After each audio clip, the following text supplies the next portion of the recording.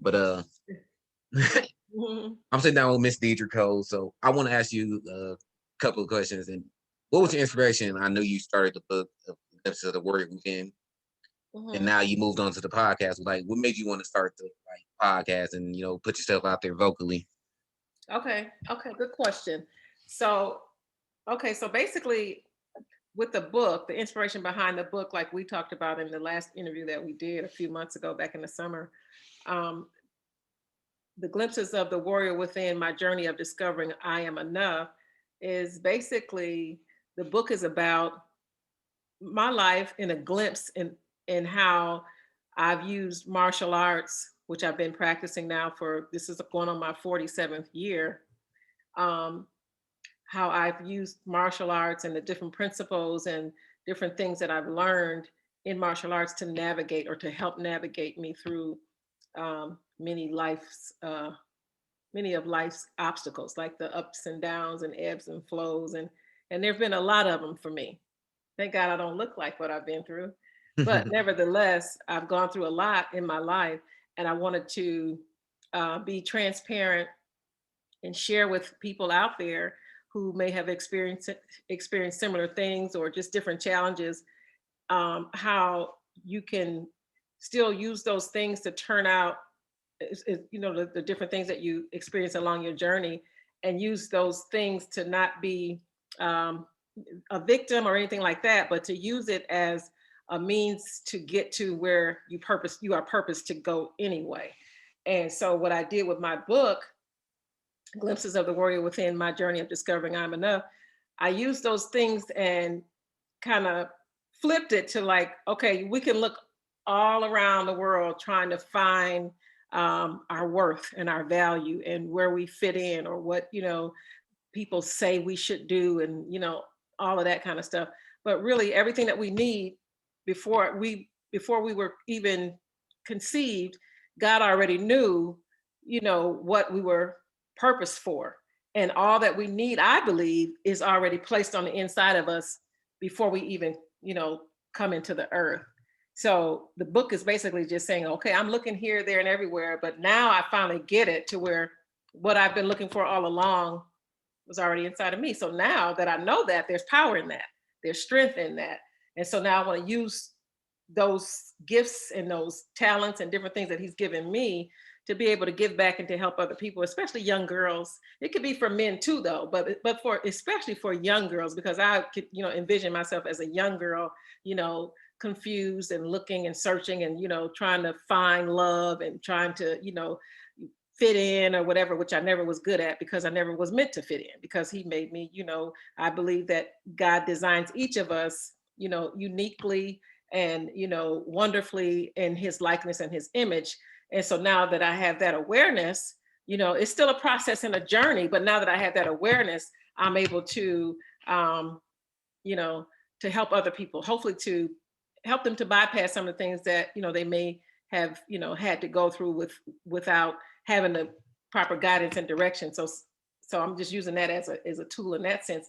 And so as far as with the and the book is doing well, but as far as the podcast, I thought, well, this would be a great idea, a great way for me to bring other martial artists, not just martial artists, but other people who are survivors, who are educators, who are, well versed in different areas, that they could come on and talk about their journey, first of all, and whatever their specialty is, or whatever their, say, for instance, whatever their, triumph or journey was, or whatever the case might be, to where now they want to have a platform. I want to be able to provide them with a platform to help, because we all need we need help. We need each other, and I believe that the best way to do that is to use your gifts, use your talents, and pay it forward and help somebody else, because I believe that we're better together than we are trying to do this thing solo. Exactly. So you know what I'm saying? So I bring female warriors on, I bring male warriors on, I bring, doctors on, or different people on, people that have been strong influences in my life. So you'll see a number of people, different, from different walks and different, um, regions and things like that. but all with the same goal in mind, is to share their information. Say, for instance, if they are well versed, or they are say into healing, or if they are into herbal medicines, or different things like that, or if they are whatever the case might be, a leader in their own perspective, right?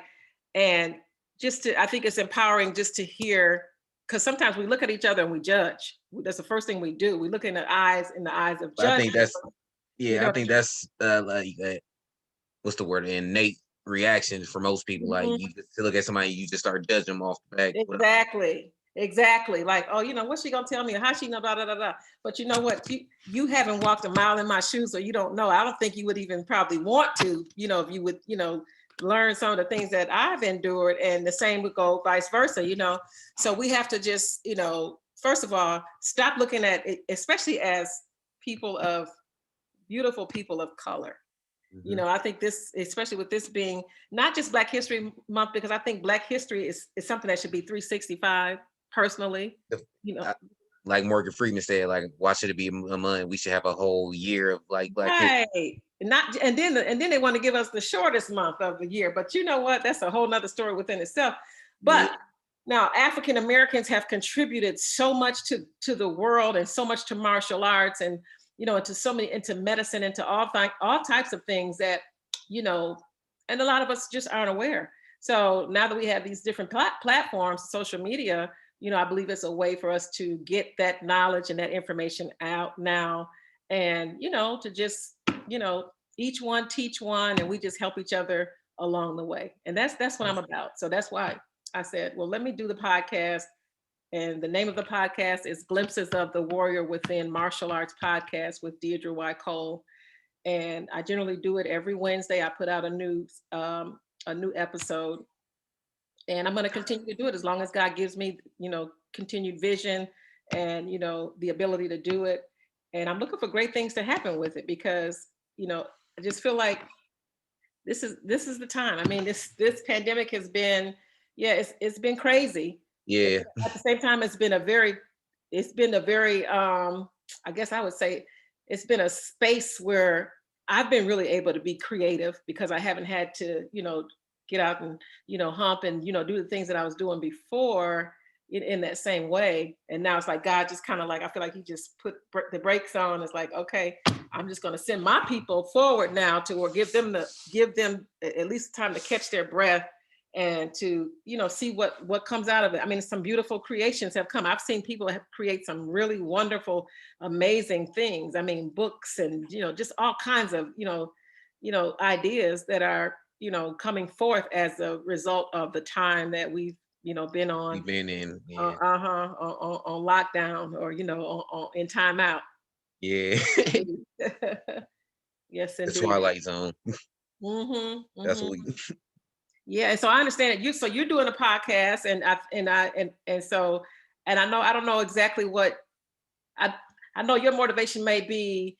I know you are a martial arts enthusiast and you love martial arts, and so I guess we can kind of interview each other while we're talking. So what was your motivation behind starting your podcast, and what is the name of your podcast? Well, I originally, remember I started the interviews on my Instagram, In Your Face Kicks. I originally I had the Kick Talk, interview show, and then I thought about like, why not turn this into like a full on broadcast instead of doing a live show on Instagram? Like, don't get me wrong, doing it on Instagram, it's probably an easier way to do it because it's consistent and it's easier uploads. You don't really have to put that much work into it. But I want to do something where I had more than one person on, everybody like cheering it, being kind of like a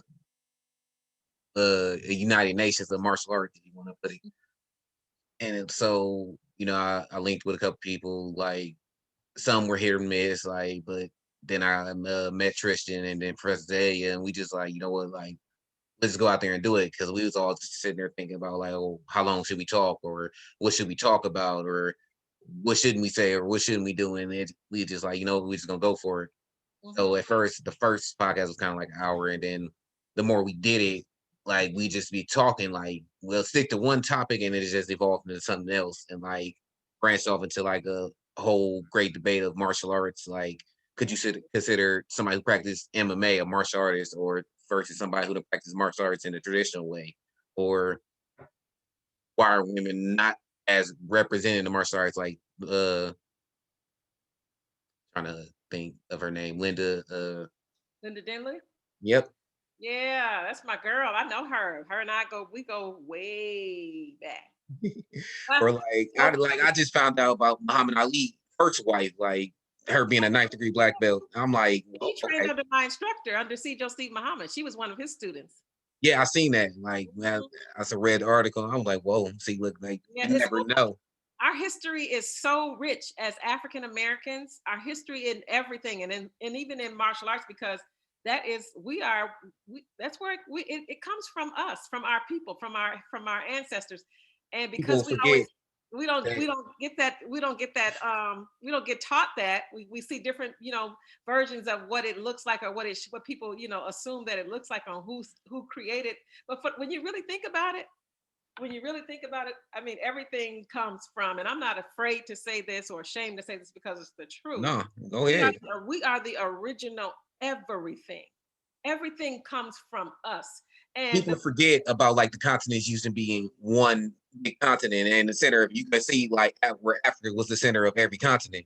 So the people originated there, where you think everything originated, as people branched off to the different continents of the world, and then their skin evolved into something else. And we like, because like if you look back, they say modern martial arts started in about what 1800s or 1700s, and like you see hieroglyphics dating back from 34,000 BC of techniques and grappling and martial arts on the walls. Yeah. Yes, So it's just, indeed. But yeah, Miss Denley, boy, I tell you, it was just an awesome wonder to just be able to just sit back and watch her, because I started when I first entered into the black belt women's division, adult division. I was barely 16 years old. And because when I first started my tournament fighting, I was in the Pee Wee division as a kid.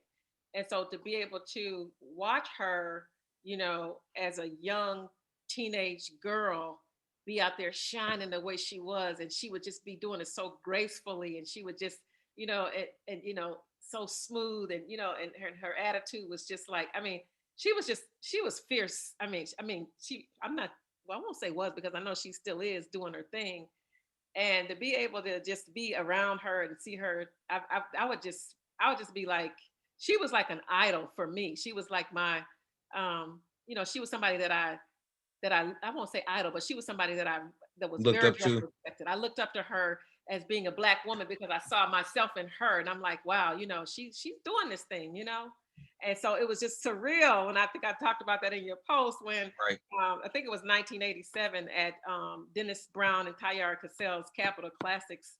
I had flew out to that tournament, and I hadn't did a whole lot on at that time on the national circuit. I did some here and there. Most of my stuff was regional. I would do, Chicago, Wisconsin, Indiana, kind of the Midwest regionals, whatever. But then I started to, broaden my horizons and go to, other places and bigger tournaments.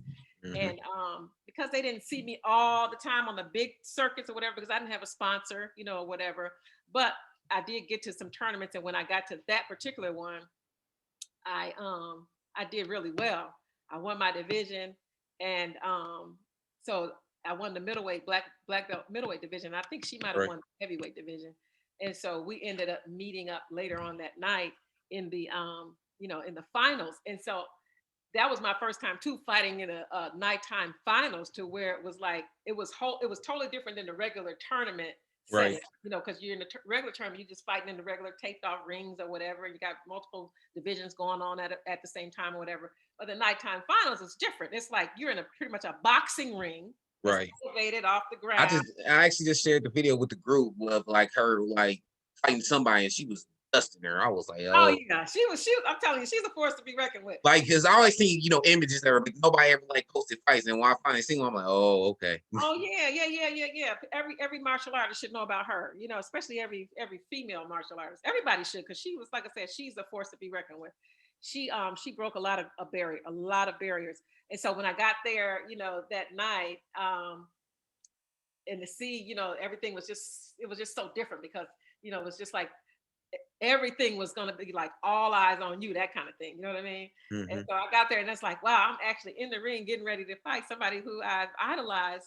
I don't want to keep using that word. I don't idolize anybody, but someone who I've respected and had mad respect for, that now, her and I are actually, getting ready to, fight. And it was a trip because, you know, it was just like, it was surreal. It just didn't even seem real, and I might have scored a couple of points, and I was honored to be able to do that because that girl is, and she ain't try to take my head off or nothing like that. It was like, we was, it was cool, but I was just so honored to be in the ring with her and to make it that far to be able to fight her. And I've always had mad respect for Linda Dinley, and man, yeah, I'm glad that her name is, it seems like being, brought back out again to where people are like you, that people have never heard of her now learning about, man, this sister is the bomb. She's, the Texas Terror, they called her, and she earned that name. Okay. Mad respect for her. But and her and so many other martial artists that have, paved the way and that have done so much, for sport karate, right. Not just sport karate, but for, martial arts as a whole. Because when you think about it, people like Mr. Warren, my own instructor, right. Who his story was similar to, some other African Americans who had gone over to fight in a war, going over to, fight in Vietnam, and was blessed to be able to, in Mr. Warren's case, he went into the service and with a lot of his high school buddies, and he saw a lot of his friends, die right in, right in front of him, and he even had a bomb. They had a bomb that detonated, I'm sorry, a bomb that should have detonated but did not go off, and he took that as a sign because he felt like God spared his life. So when he got back to Milwaukee, and that's another thing we have in common, you and I, we both are from the great state of Wisconsin and the wonderful city of Milwaukee. Go Packers. Shout out to Milwaukee. And so then he started, and this was in the early 1970s. And so he started teaching a class at a local YMCA. And he took the things that he had learned while he was abroad overseas, and he brought that back home to us. And he started to, teach. And this is at a time when, it was new. It was like, it was a new thing for our communities, to have, martial arts schools that were like, run and started by African Americans, and most of their students look like us, and we had like role models to look up to, and right. So it was just like really, really a cool thing, and it was very impactful in my life, and I thank him, for doing that, because I would be amiss to say that had he not been my role model, or not just mine, but for hundreds of other people too, but not been my role model, I don't know how things would have turned out for me. And I noticed that a lot of people, like my current instructor, Sijo Steve Muhammad, did the same thing. Very similar story. Over in Vietnam, came back home and, what I mean, started up a dojo, and, and then I remember, and I just feel so honored because I used to watch him, in Enter the Dragon. And every time that movie would come on and I was a kid, and I'm like, it reminded me so much of what my dojo looked like, from the afros with the sideburns at the time, and, from the students in the class. And it was just something to be able to relate to, because it's like, wow, they look like me. They look like us, not, like right. What we have seen in the, when we go to the, Saturday matinee theater or whatever. Not like right. That. Nothing. 5 Daily Venoms and yeah, not to take any credit away from them, but it's like, come on, tell us the truth now, right? And so to see him and just be like, wow, this is so, so cool that somebody looks like us, and to now all these years later to be able to train under him and to call him my friend, and it's just like, man, I feel like God really, I know he really has had his hand upon me and blessed me in life, and especially in this world of martial arts. So I'm just really, really honored to to be here and still be relevant and to still be healthy and to still be able to do something that I've always loved doing. So, but I know he didn't just give it to me just to sit on it. So I have to share, right. I have to pay it forward. I have to, take any information, any knowledge that I have that you may need or anybody may need or whatever. I'm willing to freely, give Right. it away. So And I think that's like a lot of things that's wrong with the martial arts. Like you have some like instructors who don't want to pass down the knowledge or who don't want to, you know, share the wealth of the martial arts, like because it's not meant to be held on to. It's meant to give hmm and receive. absolutely. That's what Muhammad Ali, who was another one of my favorite people. He say, paying it forward basically is that our service is pretty much our rent that we pay, for our space here on earth, to service to serve other people, you know. So yes, indeed. And if you ever get an opportunity to go and visit his museum in his hometown of Louisville, Kentucky. I've had the opportunity to go twice, and I plan on going when the world opens up again. I plan on going back because Don't that sound weird to keep saying like when the world opened up again? I, Like, I know, I know.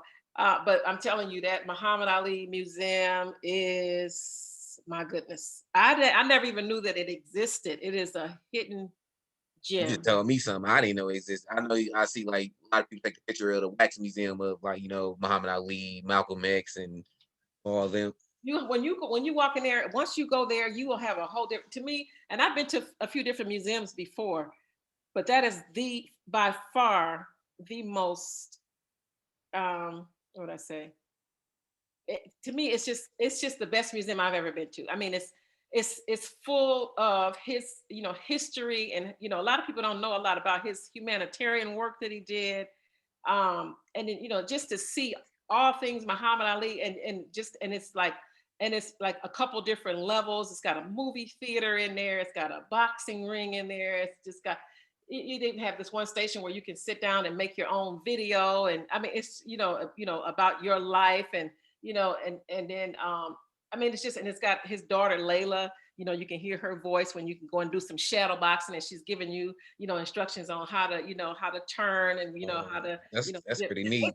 man and I tell you, and because the museum is so big and it's so filled with so much history, it's going to take more than one visit, because I've been twice already and I don't still feel like I've have Experience though. experienced the whole, you know, and then they have a store, a gift shop where you can buy, memorabilia, t-shirts and hats and things like that. And when I was there, I mean, the prices were very reasonable. It's like right in the city of right in the heart of the city of Louisville, Kentucky, and it is incredible. So for anybody listening, anybody in the Louisville area, anybody looking to take their family somewhere, that they, want to go on a vacation or whatever, put Louisville, Kentucky on your agenda. Make sure you take your children, I still haven't been. to the Muhammad Ali Arts Museum. It is the bomb. Trust me, you will not be disappointed. Yes, indeed. I think that's another avenue I want to tackle, like doing like just how we talk about like the real history of martial arts, like kind of do like reenactments and like making biopics of stuff. I think that's the next avenue I want to tackle. Like I love creating. I think that's like my biggest gift that like I kind of sleep on. Like I don't really express it anymore. Like when I used to be in school, like I never did. Honestly, I did my work, but I never did my homework because I just love to draw. That was like the biggest thing I did. As I got older, I like kind of gravitated away from it. But like I think that's the next step and like the thing I want to do after podcasting and like obviously start training again. 'Cause that's and weighing heavy on me because I haven't like Yeah, you gotta put that in there. You gotta put the training part in, training aspect in there too. this is We'll figure you it out. know yeah working in No. different schedule. Like I'm not gonna make any more excuses. I told myself in the beginning of the year I'm gonna get to it. But obviously, like my biggest goal is to get to a place where I can like get as much martial arts knowledge that I can and then give back. That's like I think the biggest goal I'm trying to reach for in life, or where I'm Yeah. focused on now. Well, I teach virtually. So if you ever decide you want to come join me, I'll give you my schedule. Yes, You let me ma'am. know. And like I said, I teach. I have a combination of different things with my DYC martial arts. It's kind of a combined it's combined. I combine, of course, my base is Kempo Goju, my home base, my foundation. And I thank Mr. Warren for giving me such a strong and solid foundation where I'm able to go anywhere in the world and represent with the foundation that I have. And now studying under Sijo Steve Muhammad, of course, we're doing the King Wing Tai Ba, which is a combination of Kenpo, Wing Chun, Tai Chi, and boxing. And I also do, weapons training. My weapon of choice has always been the bow, and now, of course, I'm, also lately I have been practicing more with my blades and knives and things like that. But my thing now is more so about survival. You know, used The to world be, crazy, of you course. know what I That's mean? Yeah, back in the day, yeah, it was like sport karate was cool and tournament competition that was fun and all of that kind of stuff. But we're living in a different world now, and I believe it's important and imperative that people learn how to defend themselves. I know everybody got a gun and all of that, and that's for for whatever. everybody listening. This Yeah. one time in your life, make sure you just take any type of self defense course. Like, 'cause like you just mentioned a great point that we always talk about. Like, just because you got a gun, don't mean you always gonna have the chance to use it or get a Right. chance. Somebody can sneak at you from behind you.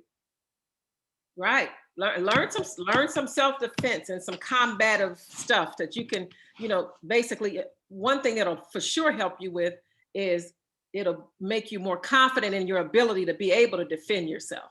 So that you won't be caught off guard and not, know what to do. You will be able to react. You'll have a reaction, and your reaction would hopefully be something that would be able to save your butt, give you an opportunity, to get away, or to live, to survive, because like you said, everybody might have, we got these guns are so easily to get your hands on a gun, but half the people out here don't know how to use them. They don't know what they're doing with them, but one Right. thing for sure, we know that bullet is going to land somewhere, but Might not be who you intended for. exactly. So with people out here that are unskilled and that don't know how to use them, but they just carry them around because they're a lot of people are Intimidating. cowards and intimidated, and they feel like that gives them power because they got that that piece of steel that they holding on to that they can but at the same time still learn how to defend yourself, learn how to protect yourself, learn how to make sure that you are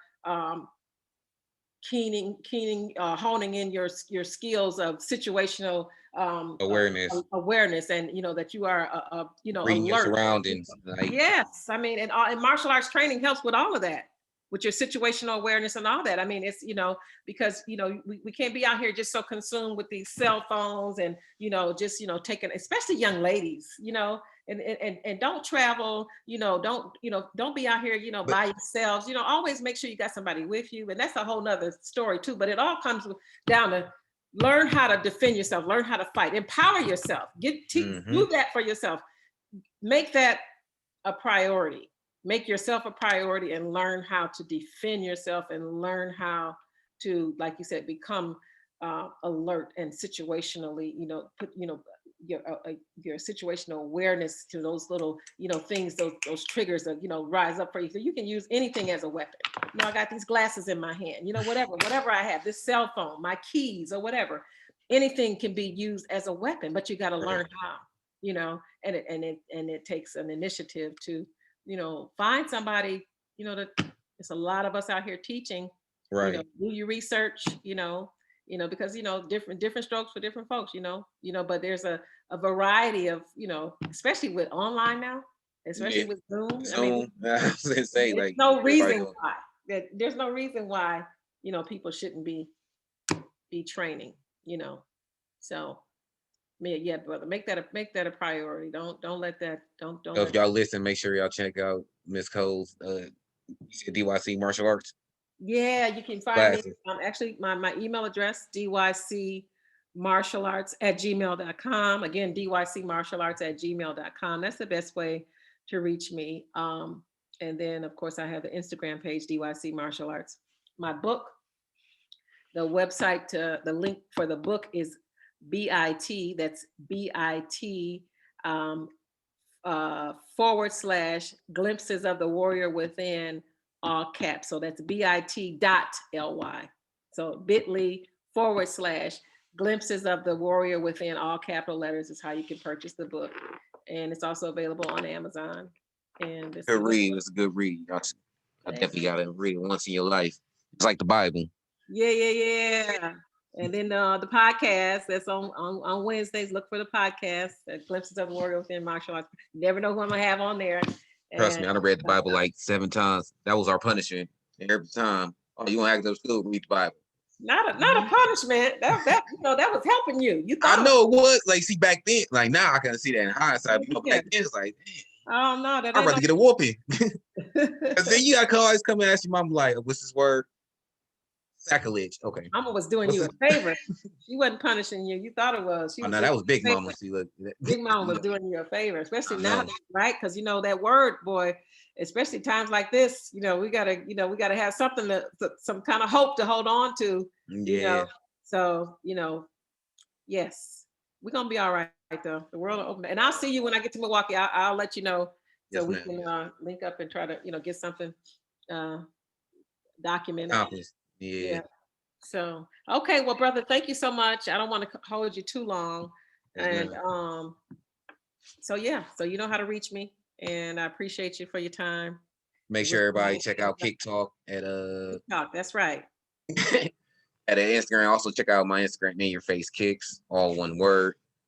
And also Black Power Martial Arts, Black Power _ martial arts, for just all like representation and promotion. I need to work on that. That's a great thing that you're doing. Keep it up. Keep it up. I'm trying, like, but I want to do more. So that's why, like, I'm taking a step back, but at the same time, like, learning where I can be more effective. It all started with getting back to training, but like, I need to learn the business better. I need to learn how to like market the podcast, like not just market it, but I need to learn how to promote properly, how to edit and cut, like how to. I think my biggest weakness in the podcast is I'm not like, I can speak, but like when everybody starts putting their opinion, I'm just kind of the guy sitting in the background. I need to learn how to be more vocal. So that's one weakness I think I know I need to work on for myself. But other than that, like, you guys make sure you check out TikTok. We talk about every martial arts topic you think of. Tomorrow we're going to discuss the history of the martial arts and the origins. And you're on Instagram, and tell them how they can find you. You're on which different social media platforms? Also on Facebook, at my personal Facebook, Anthony the Ronin Jemison.com. So my last name is Jemison, Anthony Ronin Jemison. Okay. And also share it to In Your Face Kicks too on Facebook. Okay. So he's definitely out there. Y'all go look for him. Most of the people watching this probably have already, seen you. You probably already heard of him, or he's probably already given you a shout out, or especially with this being Black History Month, I know that you all are highlighting different African American martial artists, and that's a wonderful thing too. And kudos for doing that.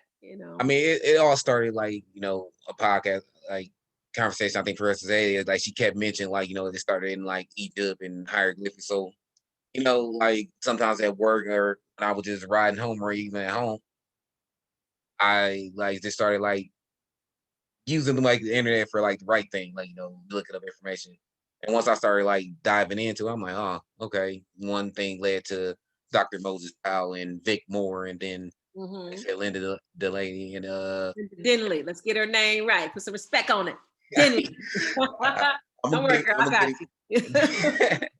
I'm gonna get it, but it's just like it started opening up my world. I mean, my eyes to like, all like we know of like probably 2 known Black martial artists, and that's like, well, not I'm gonna say more like Jim Kelly, Michael Jai White, Steve Muhammad, sir. Don't forget him. Steve. No, I'm not. What I'm saying is like a lot of people know as a martial artist, but like people who do not like really immerse in martial arts, they know like the ones that like they seen on screen. I'm not like, No, I'm teasing, but a lot of people don't. They do know when you think of Black martial artists. There are, just like you said, off the top of the head, a few names come to mind, but you're right. There are so many others, doing great things too. Right. Doing great things, and again, that's what you all are doing this month, right? You're highlighting. Is it somebody different? Is it so you're highlighting somebody different each day? Is that what you're doing for the Yeah. month? Yeah. So I have like a little document like where I just take like a couple articles I read of like a certain martial arts, and I also ask my group like, "Yo, who should I be looking for, or like who should I highlight?" That's how I posted Dennis Brown the other day because Mm-hmm. two or three of the members in there are like disciples of his. They Mm-hmm. come from the same family, so You know, so Tayar Cassell, huh? have you highlighted also Tayar Cassell yet? Oh yeah, I think I No. posted him right after Dennis Brown. Oh, you did. Okay, good, good. So like I said, like it's also educational for me, but like I'm learning as everybody else learning about like certain people who paved the way for other students today and schools Mm-hmm. that branched off from that like lineage. Because I know like martial arts is meant to evolve. It could evolve like the right way, or it could evolve and stay the same, but it's meant to evolve. So, Mm-hmm. like I said, like as I'm learning, I want everybody to learn as I learn, like because I'm just paying it forward. I'm sharing the information that I. Knowledge is power. Knowledge is power. And then especially when you get the knowledge and find out, hey, these folks look like me, Mhm. that to me, that's empower. I feel good. That makes me feel great. It's like, yeah, let the world know now. So many things have been hidden from us on purpose. And that's a lot of the reason why we're in the mental conditioning that we are in now, as far as, 'Cause we don't know our all of the history. other stuff, it's just like, oh, don't even like talking about it because it's so, disheartening, but we're going to keep it on the upbeat, on a positive note. Thank God for our people. Thank God for our ancestors, for our original ancestors who have Right. paved the way for us to even be sitting here right now talking. Our own ancestors from our own lineage of, our who we come from, as far as who our DNA is connected to, and also for our ancestors in the world of martial arts. From over in Africa and Egypt and different things like that. That we would not be here today. Martial arts wouldn't exist today as it does if it were not for us. And so why not highlight us? Not just Black History Month. Whenever I have an opportunity to, 365, that's going to be coming out of my mouth. I even mentioned it, and it's ironic. I mentioned it in my book too, about to know your history and your ancestors, and it's just got to. It makes it just. It's got to. It has to be empowering to know that you come from such royalty. Yes, ma'am. Know that everything about you that you've been taught for the most part has been a lot of lies. Like everything about Black folks, the negativity that we see in the media and the news or whatever that gets highlighted. Well, we have to take the platforms that we have to bring to Awareness and yes, enlighten indeed. people. Yes, indeed. Yes, indeed. So that's what we're gonna do. So let's work together and make some great stuff happen. Yes, I ma'am. appreciate you, and I I'll be appreciate you talking. too. Okay, and I'll be talking to you soon. Okay. Yes, ma'am. Okay. Take care. God bless.